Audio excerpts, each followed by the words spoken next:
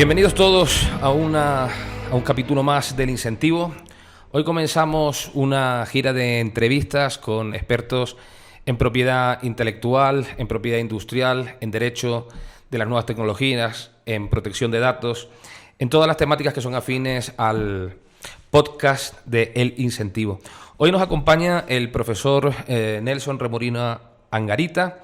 Él es profesor de la Universidad de los Andes, es doctor en Ciencias Jurídicas por la Universidad Pontificia Javeriana y fue el fundador de HECTI, uno de los grupos pioneros en el estudio de Internet, del comercio electrónico, de las telecomunicaciones e informática. Y lo tenemos hoy con nosotros por su experiencia y por ser posiblemente uno de los expertos más reconocidos en América Latina en el ámbito de la protección de datos. Nelson, bienvenido, ¿cómo estás? Juan Francisco, muchísimas gracias, muy bien, muy honrado de su invitación a este podcast y bueno, muchísimas gracias de nuevo por la invitación. No, un placer. Oye, la idea es que hablemos de algunos de los temas que has estado viendo últimamente, como es el tema de los neuroderechos, ¿no? Y de la relación con la protección de datos. ¿Puedes hacer una pequeña introducción de cuál es esta problemática y por qué es importante o por qué va a ser importante en el futuro? Bueno, los neuroderechos, la preocupación, el por qué se empezó a hablar, fue algo que, hay que decirlo, no surgió de los expertos en derecho, sino los expertos en neurología. En la Universidad de Columbia hay un proyecto BRAIN, que lidera de hecho el profesor Rafael Yuste de España, y ese proyecto es financiado por el gobierno de Estados Unidos, y un poco era para desarrollar neurotecnologías para investigar el cerebro. El cerebro se lleva investigando más de un año, pero sin herramientas, digamos, muy sofisticadas para conocer efectivamente la información cerebral. ¿Qué ha pasado? Ya con esas nuevas herramientas sí se está llegando a conocer muchas cosas que se desconocían de la información del cerebro, que van a permitir dar buenas respuestas a problemas, por ejemplo, de salud mental, Alzheimer, Parkinson, ansiedad, depresión, pero los mismos científicos advirtieron que esa información también puede utilizarse para cosas no deseables, ¿no? Como por ejemplo manipular el ser humano.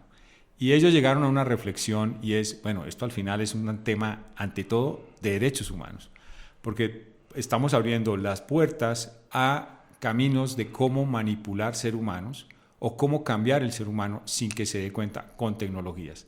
Entonces, un poco empezaron a crear y el concepto de unos neuroderechos, entre otras, para actualizar la Carta Universal de Derechos Humanos de la ONU, que este año cumple 75 años. Ellos han dicho un poco, ojalá incluyan ahora estos neuroderechos, porque eso antes no se ha advertido, digamos, como esos riesgos. Entonces, ahora que están ahí, se está pensando en los neuroderechos como, yo diría casi que como una barrera ética al uso de las neurotecnologías y la información de tu cerebro.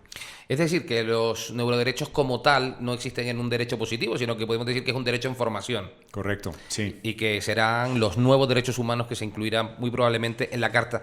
¿Eso cómo nos afectará en el futuro? Es decir, estamos pensando en que la tecnología podrá determinar unas estructuras mentales nuestras y las podrán utilizar para qué fines en el futuro. Bueno, yo desde mi ignorancia siempre pienso que lo del cerebro es como la caja negra de un avión. Sí. No sé si el ejemplo sea el mejor, pero digamos ha sido indescifrable, ¿no? Por mucho tiempo. Entonces, aquí se encontró un tesoro que es la información de tu cerebro, que con eso se pueden hacer muchas cosas para activar, por ejemplo, neuronas. Dicen que el cerebro tiene más de 100.000 millones de neuronas, nosotros los seres humanos. Y a veces, por ejemplo, una enfermedad puede estar pasando unas cosas porque no están activadas unas neuronas. Entonces se busca artificialmente activarlas para que el cerebro funcione bien y, por ejemplo, seguramente no te afecte a una persona de Alzheimer. Esto es muy importante porque también se dice que un tercer por ciento de la población mundial sufrirá problemas de salud mental. Entonces, pues esto es todo una sorpresa de cosas muy buenas, pero también de pronto de cosas negativas. Entonces, con los neuroderechos se quiere proteger varias cosas. Uno, algo muy tradicional, que es tu privacidad, pero ahora tu privacidad mental. Porque creo que lo único por ahora, Juan Francisco, que es secreto de parte de nosotros son lo que pensamos, ¿no? Sí, pero ya se va a poder saber qué estamos pensando también. De hecho, ya las pruebas muestran que se puede saber qué está pensando una persona, pero también se puede saber o inyectar a la persona a través de nanotecnologías, microchips y inteligencia artificial, pues chips en tu cerebro para, por ejemplo, potenciar tu cerebro, o para que sin que te des cuenta, incorporarte una forma de pensar que usted cree que es usted y realmente es una forma de pensar artificial. Es un sesgo, digamos, que se crea. Esos sesgos de inteligencia artificial también te los pueden inyectar en tu cerebro.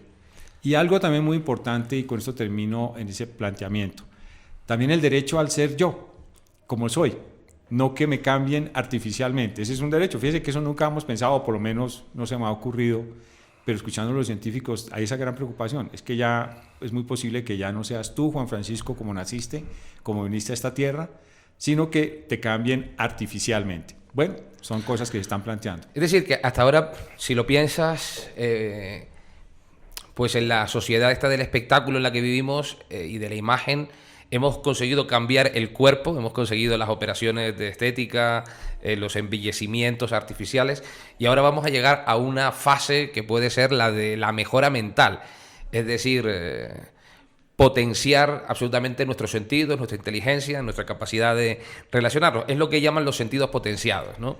¿Y eso crees que puede generar una brecha en la sociedad entre los que tienen sentidos potenciados y los que no? Es decir, cuando pienso en una empresa como Neuralink, ¿no? que está señalando que pueden establecer o implantar determinados chips neuronales para mejorar la inteligencia, para mejorar los sentidos, para mejorar incluso la intuición. ¿Eso no da lugar a una apertura, como ha pasado en la brecha genética con las patentes biotecnológicas, o como ha pasado con la brecha digital en las comunicaciones, ¿no? y el acceso a Internet? ¿No puede dar lugar a esto en el mismo campo, pero en el ámbito de los neuroderechos? No, sin duda, y lo has planteado muy bien, y pues un ejemplo que colocan. Yo creo que todos en alguna medida, y esto siempre va a ser muy discutible, algunos dicen, pues sí, no, depende del ejemplo, y uno a veces con un ejemplo derrumba una regla general. Pero se ha planteado que con las neurotecnologías podemos tener personas, unas con el cerebro potenciado y otras no. Entonces, un poco han planteado, queremos tener seres humanos,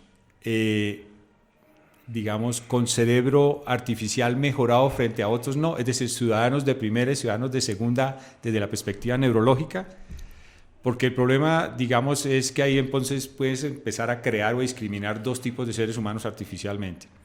Uno diría, el problema es que no va a alcanzar para todos, por eso se ha pensado en un derecho que esto haya acceso con equidad. ¿A quién darle esto? En principio a quien lo necesita.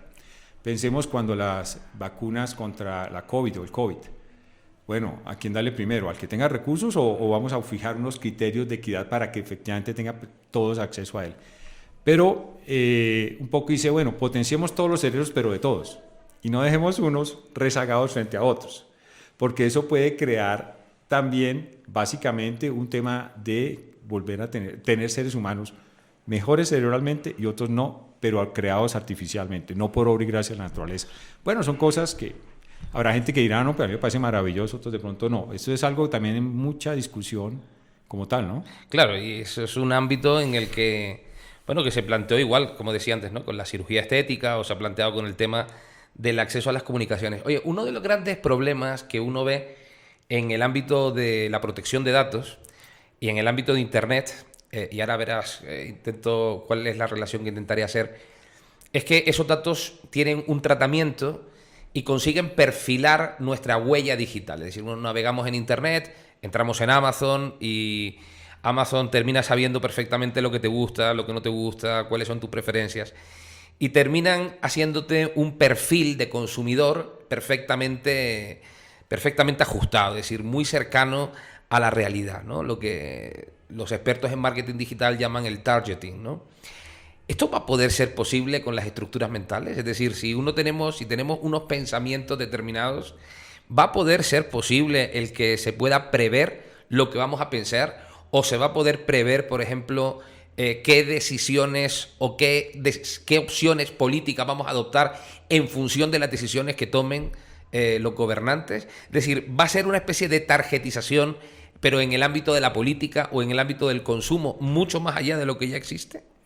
Pues actualmente lo que planteas del perfilamiento de seres humanos, digamos, esto es algo que se ha dado hace mucho tiempo. Y un ejemplo es la publicidad comportamental, con información a partir de lo que haces en páginas web, la información que tú publicas, los likes que da, lo que no te gusta, e información que otros colocan.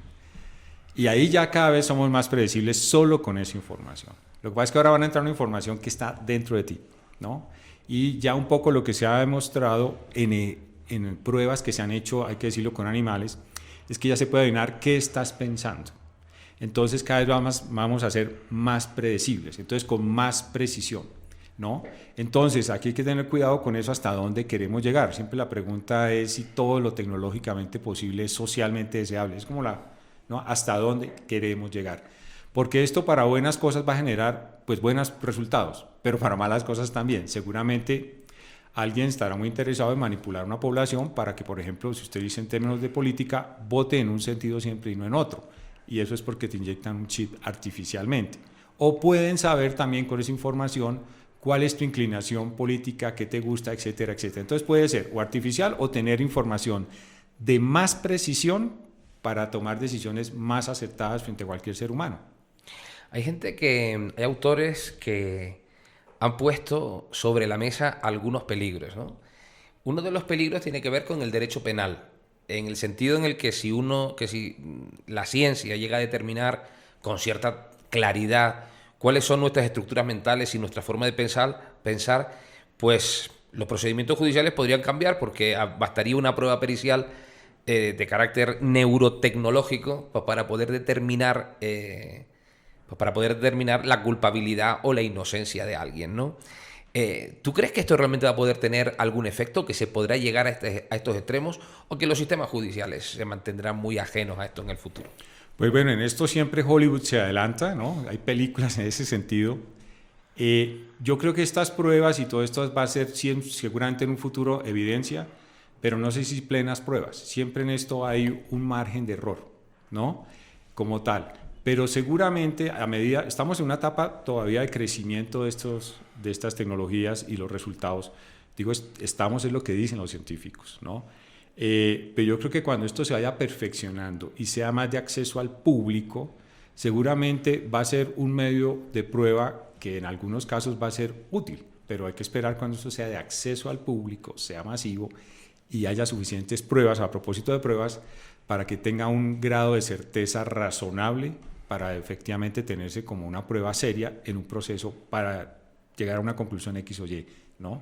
No sé si plena prueba, pero una prueba más que seguramente se analizará en el acervo probatorio, ¿no? Claro, tendrá un carácter seguramente plurindiciario, ¿no? Como tuvieron en su momento la prueba dactilográfica o las huellas, o en fin, o la prueba caligráfica, ¿no? Que a mí particularmente alguna de esas pruebas, sobre todo la última, la caligráfica, me parece algo más cercano a la superchería que a la ciencia como tal, pero sigue siendo un tema discutido. Oye, el tema de la relación entre los neuroderechos en relación con la protección de datos, un tema del que tú sabes enormemente, ¿estos neuroderechos, esta información, va a poder ser tratable o va a poder ser aplicable con la legislación que tenemos del tratamiento de datos? Es decir, ¿podría ser posible que un pensamiento obtenido a través de neurotecnología se le sometiera a las normas de tratamiento de datos que hoy tenemos, quizá como un dato sensible?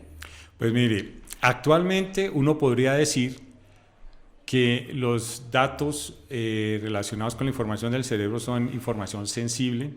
Tradicionalmente en el mundo, los datos relativos con la salud física y mental se consideran información sensible.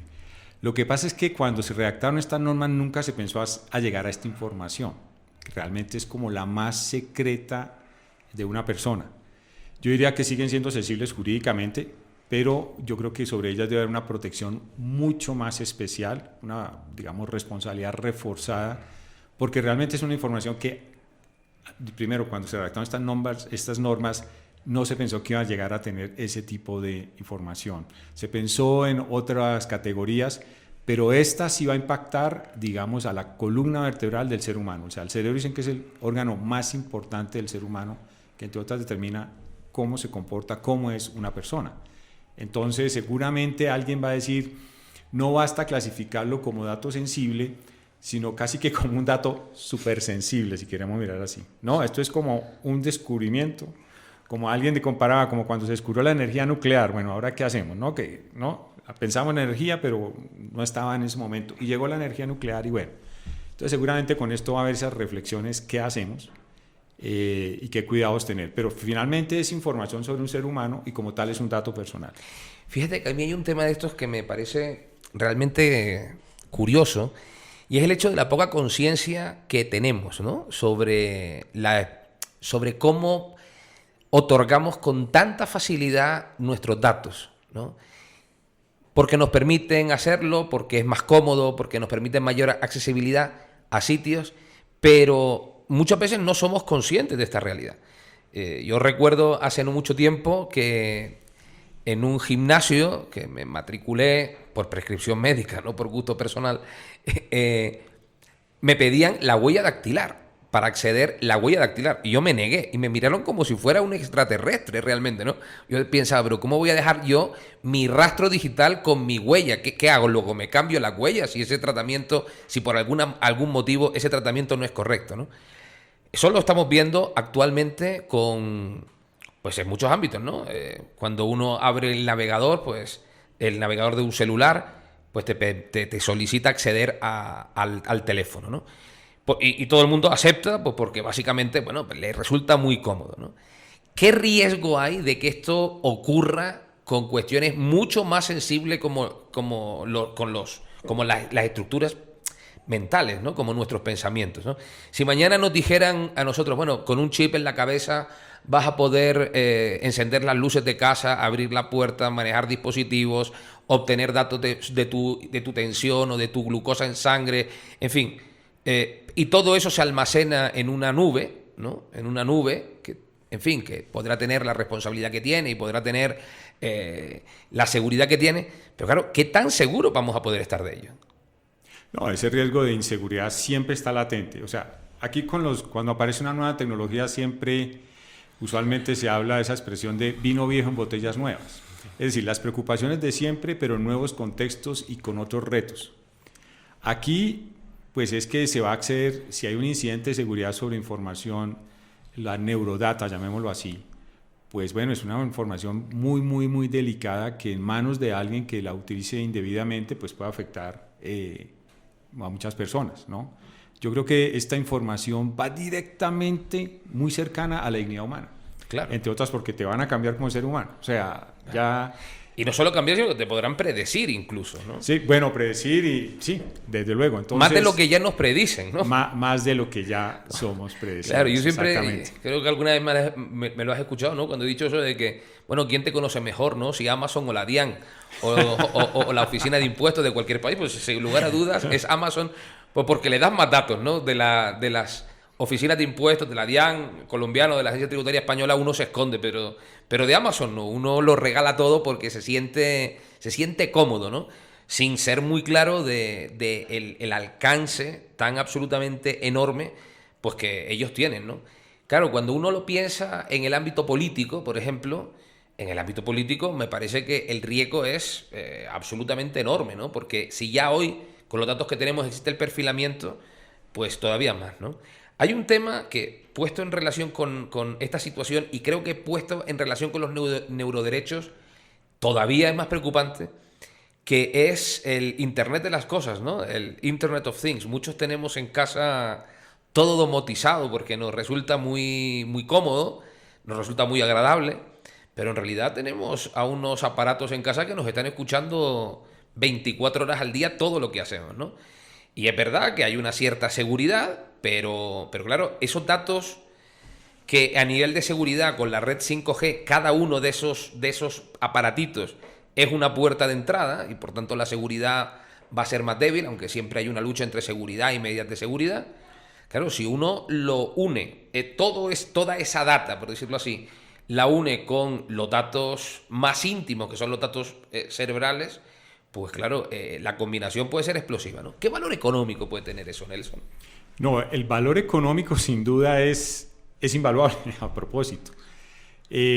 Como tú sabes, los datos personales son la moneda de la economía digital El año pasado, precisamente en Isla Canaria, se reunió la OCDE, la última declaración, se llama Declaración sobre un futuro digital fiable, sostenible e inclusivo. Fiable, sostenible e inclusivo. Ahí dicen o reconocen que los datos son los motores de la economía digital. Eso es lo que se decía el comercio electrónico en 1997 sobre el e-commerce. Decían que era el motor de la economía del siglo XXI. Entonces, el valor económico de los datos es altísimo. De hecho, usted sabe, hoy las empresas que generan más recursos en el mundo, quizás su modelo de negocio es en torno a la información. El año pasado se invirtió en proyectos de neurotecnología 33.000 millones de dólares. Cada vez se está invirtiendo más sector privado que público. Y eso no es gratuito. Es porque hay un gran potencial también de negocio. O sea, y eso no es malo tampoco, ¿no? Es simplemente como todo. Pero hay un gran interés. O sea, ahí se está invirtiendo unas sumas de dinero muy altas, ya más que los mismos gobiernos, o sea, de lejos. El proyecto Brain creo que arrancó con 10 millones de dólares. Aquí están invirtiendo 33.000 millones de dólares el año pasado. Entonces, quienes invierten en esto ya claramente han hecho también sus estudios del potencial económico, social, todo lo que tiene, no solo económico, sino también lo social, porque con esto podemos cambiar la humanidad, sencillamente. Total, y tenemos una realidad que influye aún directamente en esto, ¿no? Que es el hecho de que es una realidad que supera a los estados-nación. Una de las discusiones, yo diría que clásicas, ¿no? En el ámbito de la ciencia política desde los 90. Estamos hablando de enormes corporaciones que ya hoy, transnacionales, que superan superan sobradamente a muchos estados. El otro día, en uno de los últimos estudios de PricewaterhouseCoopers decían que el valor solamente de la marca de Coca-Cola era un poquito más del doble que el Producto Interior Bruto de los 5 países que formaban Centroamérica. Eso nos da una idea del alcance, ¿no? Pues lo mismo puede ser extrapolable a las grandes empresas tecnológicas, ¿no? Pongo el ejemplo de Coca-Cola como ejemplo paradigmático, pero si habláramos de la valoración del algoritmo de búsqueda de Google, pues estaríamos en términos iguales o seguramente muy superiores, ¿no? Claro, ¿qué capacidad van a tener los estados para entrar a regular esto? Es decir, y te lo digo por lo siguiente, porque te he escuchado en alguna conferencia tuya y también en algo que has escrito que muchas veces en protección de datos la fortaleza de los estados se queda corta en el tratamiento. Es decir, es algo que supera la capacidad propia de los estados-nación. Y eso hace 10 años, que es como la prehistoria, hoy en día eso se ha multiplicado todavía más, ¿no? Si unimos todo esto a la inteligencia artificial, que no deja de ser una forma de tratamiento de datos suministrado por cantidades ingentes de información, pues claro, el resultado es no solamente todo el que hemos dicho, sino una ausencia de control. Aunque hubiera una regulación, hay muy serias dudas de que haya una capacidad de enforcement, ¿no? Una capacidad de control efectivo, ¿no? De aplicación efectiva. No, el tema es complejo. Mencionabas a propósito el Internet de las Cosas, Internet of Things. Yo en 2017 escribí, cuando pensé en esa palabra, Internet de las empresas, y la traducción con un colega era Internet of Corporations, pero era básicamente para hablar de la regulación de las empresas de lo que sucede en Internet, o sea, lo que sucede en el ciberespacio, es decir, casi el 70% de la población mundial. Internet ha sido hiperregulado, pero no por los estados, sino por las empresas. En ese momento, en 2016, mencionaba el ejemplo de Facebook. Facebook en ese momento tenía 2.200 millones de usuarios en el mundo, personas de todas partes, de diferentes sistemas jurídicos, nacionalidades, idiomas, lo que quieras. Hoy es 3.300 millones. Una política de una organización privada impacta más que una política pública de cualquier estado. Entonces, esos cambios de poder, los empresarios siempre han sido poderosos, pero creo que hoy son mucho más, entre otras porque el mundo de hoy, lo que mencionabas de Estado-Nación, los Estados-Nación se concibieron bajo un escenario de un mundo territorial delimitado con fronteras. Lo que hizo la tecnología e Internet particularmente es que el mundo sigue delimitado fronteras, pero fusionado tecnológicamente. Entonces, o quienes tienen la tecnología o quienes tienen la información son los que mandan en el mundo, básicamente, ¿no? Eso es muy, muy importante. Muchas veces, ¿por qué lo que planteas es difícil sacar una norma sobre estos temas? Bueno, porque hay una gran oposición de las empresas, porque dices que eso ya tengo regulado eso a la luz de mi modelo de negocio. Una política de uso, unos términos y condiciones de una empresa, insisto, siempre coloco el ejemplo de Facebook, pero o Meta, es por la cobertura que tiene. Impacta a más de 3.300 millones de personas en el mundo. ¿Ok? Entonces, ese es el poder que tienen las organizaciones. Hoy en día, las regulaciones en una sociedad creo que se están influyendo, decidiendo más por contratos que por leyes que expidan los gobiernos. Además, estos contratos tienen un efecto transfronterizo y vuelvo, insisto, con lo que le comento de las notas legales de las compañías. Entonces, en este mundo del ciberespacio hay dos retos. Uno es regular para evitar, por ejemplo, que no haya obstáculos que impidan el desarrollo tecnológico, bueno, aprovechar todas estas bondades que también tiene la tecnología. Pero dos, también regular para llegar a un punto de equilibrio entre los intereses corporativos, pero también la prevalencia del interés general y todas estas cosas, los derechos. Y otro, lo que mencionabas, en el ciberespacio, cómo hacer efectivos los derechos. Yo creo que ya se ha avanzado en regular algunos temas, pero lo que queda no es menor, es avanzar en cómo hacer efectiva la protección de sus derechos en el ciberespacio. Ese es otro gran reto. No, sin duda, va a ser un problema grave. Precisamente hablabas de Facebook y una de las cuestiones uno de los grandes proyectos, ¿no?, que han sacado, que intentan desarrollar, ha sido el proyecto Libra, ¿no? Sacar una propia moneda que fuera una especie de cripto que sirviera para pagar productos y servicios en el ciberespacio. Claro, uno piensa en los mayores bancos del mundo, y los mayores bancos del mundo tienen como máximo 500 millones de clientes, ¿no?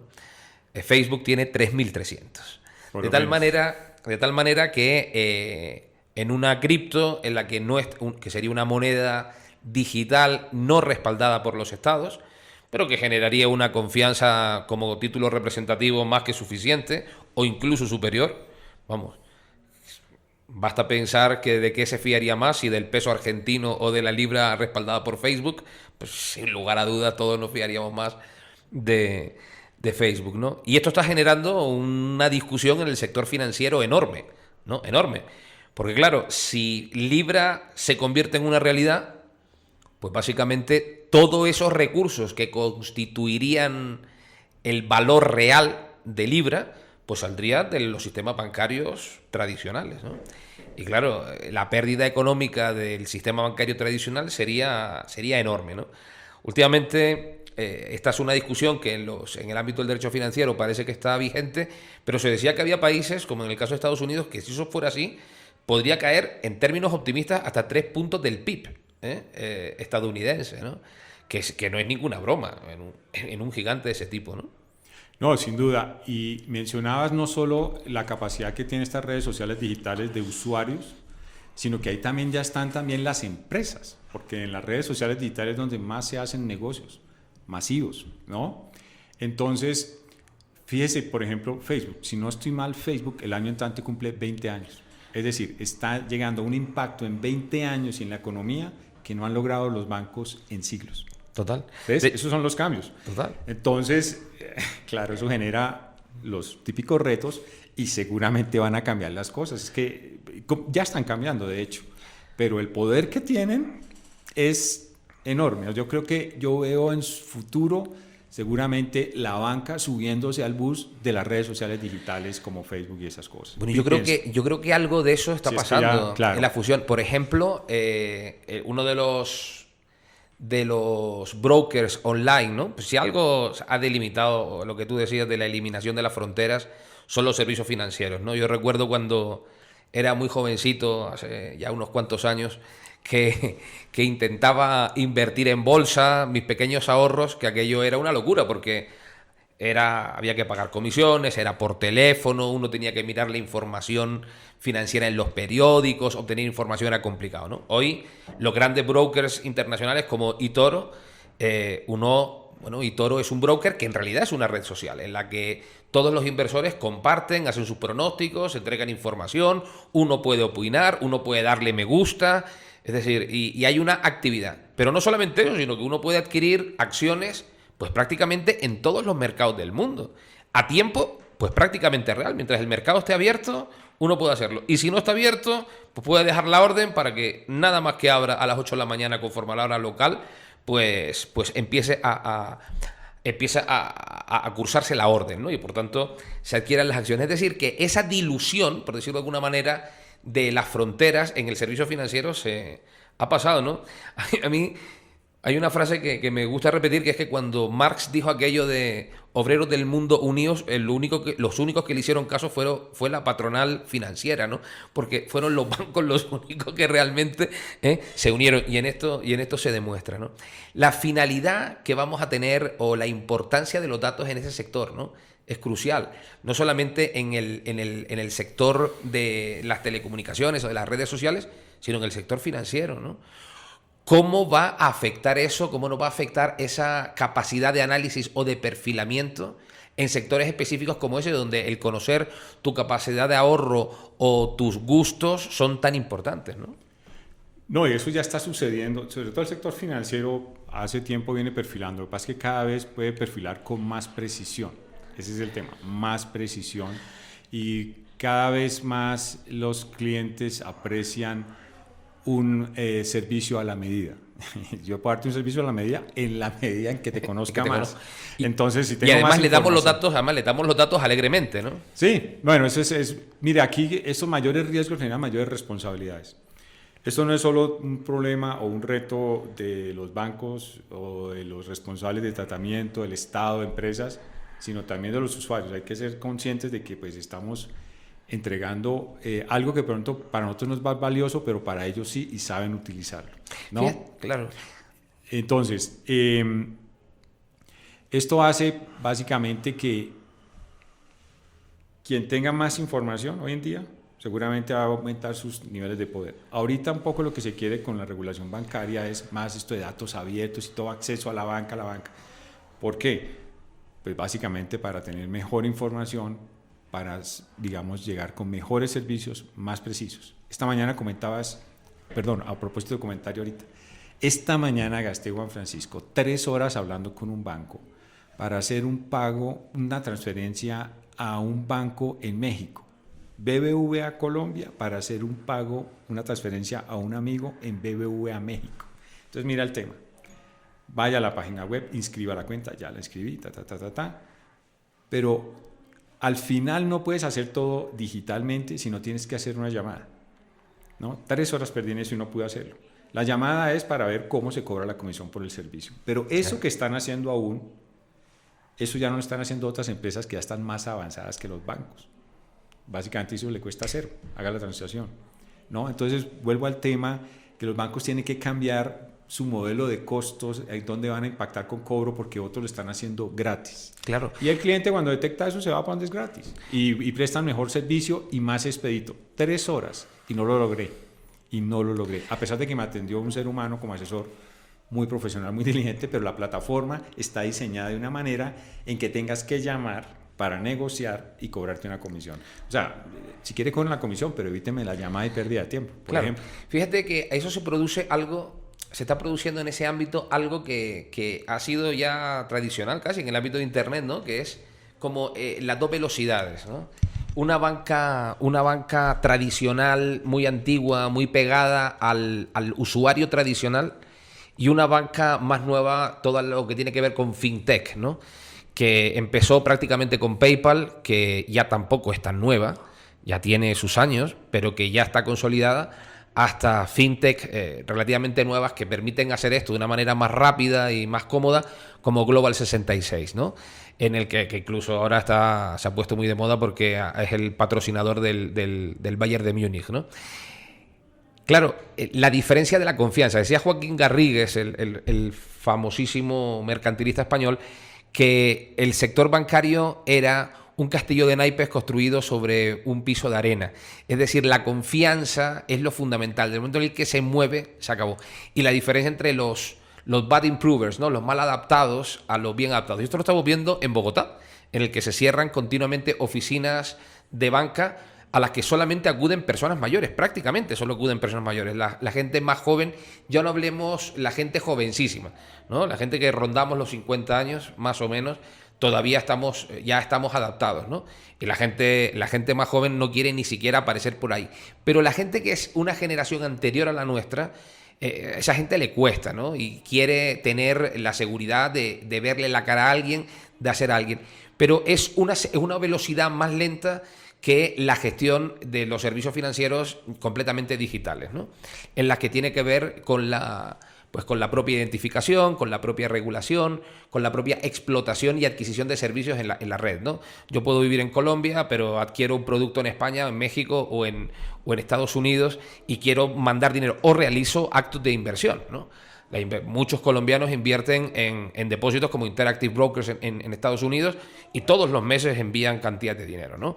Para su fondo de pensiones o para lo que sea. Es uno de los retos que nos enfrentamos. Y ahí el tratamiento de datos de esa realidad va a ser un tema importante, sobre todo a nivel impositivo, a nivel de las entidades financieras, ¿no? Perdón, de las entidades públicas, ¿no? Como la DIAN, las oficinas de impuestos, ¿no? Van a tener que establecer un reto que va a ser importante. Y aquí viene un punto, que era uno de los puntos que quería preguntarte tu opinión, que tiene que ver con, hablabas antes de la privacy, ¿no? De la privacidad. Fue una de las grandes preocupaciones desde el surgimiento de los movimientos de protección de datos. Siempre lo ha sido. Esa relación de privacidad también se está aplicando ahora mismo en las criptomonedas. ¿Cómo ves tú ese fenómeno de las criptomonedas en relación con la privacidad y en el tratamiento, digamos, y en la protección de esos datos? Porque al final las criptomonedas no dejan de ser datos, ¿no? Correcto. Pues un poco el ejemplo que colocábamos para poner presente la importancia de los datos o la información en todo es, si vas a hablar de un proyecto de inteligencia artificial sin datos, es como hablar de un río sin agua. Entonces, cada vez más los productos se basan en datos, por eso está la datificación de la sociedad, la sistematización, automatización de la sociedad. Entonces, todos estos productos se basan en data, ¿no? Entonces, cada vez más todos esos activos digitales que se están construyendo es a partir de información. Y otro insumo que mencionas muy importante ahí, información y confianza. Confianza. Esto también, quienes están desarrollando esto saben que si no se genera buenos niveles de confianza, pues seguramente los productos van a fracasar. Como han fracasado en otros escenarios algunas organizaciones porque no han hecho bien las cosas, y eso entonces genera desconfianza, y por eso a veces también, así como se abren empresas, también se cierran empresas o se desprestigian mucho las empresas. Piensa el caso de Cambridge Analytica, por ejemplo. Que tuvo una incidencia directa en el ámbito político, ¿no? Sin duda. Porque fíjate que eso es un elemento que también para reflexionar, porque siempre se nos ha dicho que las redes sociales nos permiten comunicarnos e interactuar con el mundo. Pero si algo nos enseñó Google Analytics es que uno en su muro de Facebook tiene la sensación de que todo el mundo piensa como uno, ¿no? Que no hay nadie que piense de una manera diferente. Hay una cierta alteración incluso de la percepción.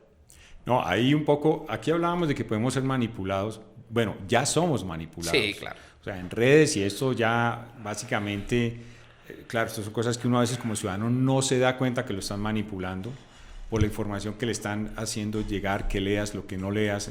Un poco eso es una forma de llegar a manipular, y eso es un poco lo que se ha dicho con decisiones, por ejemplo, como el Brexit, ¿no?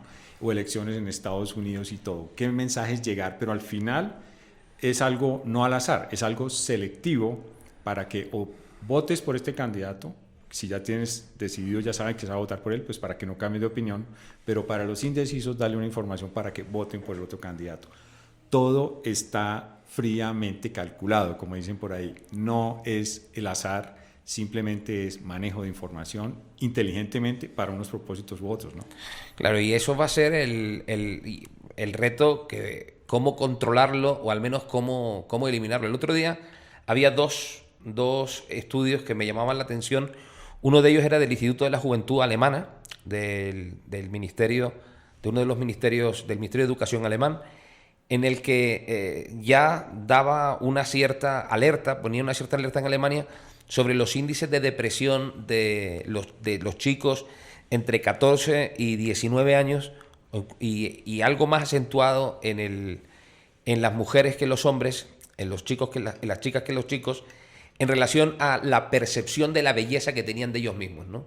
Es decir, toda la percepción de la belleza que obtienen es a través de Instagram, a través de filtros, en una realidad pues irreal, en una verdad irreal, algo que no existe, pero que ellos asumen como propia.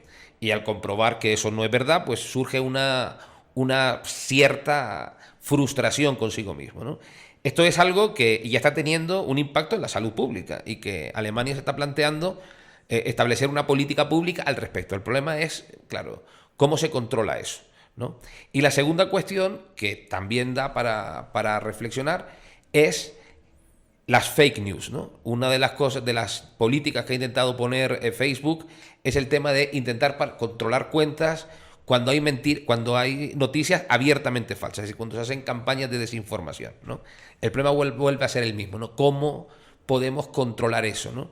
Porque la desinformación no deja de ser, en cierta medida, un ataque no solamente a nuestro derecho constitucional a la información, sino en muchas ocasiones una vulneración a los derechos de los terceros, ¿no? Hay falsedades, hay vulneración del derecho a la imagen, de la honra ajena, etcétera, etcétera, ¿no? Este problema de cómo se controla en el ámbito del ciberespacio es un problema que va pues desde esta realidad hasta los neuroderechos que hemos visto, que posiblemente sea la última estación de la vanguardia, pero que es algo que ya es un camino que venimos recorriendo prácticamente desde el surgimiento de Internet. No, y algo que mencionas, a medida que pasan las décadas, el tiempo, todo eso, hay términos que se van acuñando. No sé si recuerdas, seguramente por una década siempre las conferencias hablaban de la protección de tal cosa en la sociedad de la información, derechos humanos en la sociedad de la información. Ahora es la sociedad de la desinformación, ¿no? Hoy el gran reto que tenemos nosotros es, por ejemplo, hay una crisis de la verdad, ¿no? Eso es también muy importante. Total. Entonces, con la información, insisto, esto de manipulación es realmente algo muy, muy grave. Vemos que lo vemos como invisible, pero realmente eso está pasando. Estamos desinformando personas, o se están desinformando personas diariamente en todos los hogares de un país, de una sociedad. Y eso cambia los parámetros de decisión, de prioridades y todo. Lo que mencionabas de belleza, pues si se envía un mensaje vía redes de crear unos patrones que ahora lo más importante es ciertos tipos de belleza y todo, pues las personas que no estén en esos tipos que se establecen, que alguien los predefine, pues seguramente va a sentir depresión y se activan todos estos problemas de salud mental, ¿no? Que son muy graves porque entre otras son invisibles y a veces no nos damos cuenta que los padecemos, pero nos está afectando sin que nos demos cuenta. Es muy silencioso y no perceptible, ¿no? No, y ese es el problema, que no es perceptible, ¿no? El otro día, también a propósito de eso, estaba viendo algunos informes en Colombia acerca de la justicia transicional, acerca de los problemas que ha tenido el país y sobre todo en el proceso después del proceso de paz, que durante muchos años, ¿no? Siempre el pueblo colombiano recibió la información pues, de manera totalmente justa y normal, pues de lo maléfico y de las FARC como un grupo terrorista, ¿no? Sin embargo, llega un momento en el que hay un proceso de paz, en el que en un periodo de tiempo muy, muy corto, después de muchísimas décadas de lucha, pues hay que aceptar a las personas que vienen de ese mundo, ¿no? Y hacer eso no fue fácil. Y la televisión tuvo un papel crucial, ¿no? Se crearon series como La Niña, en las que básicamente el mensaje que se mandaba era ese, ¿no? Eso fue algo que prácticamente nadie, ¿no? Se percató de la importancia que tenía. Y era algo que ya había sido antiguo.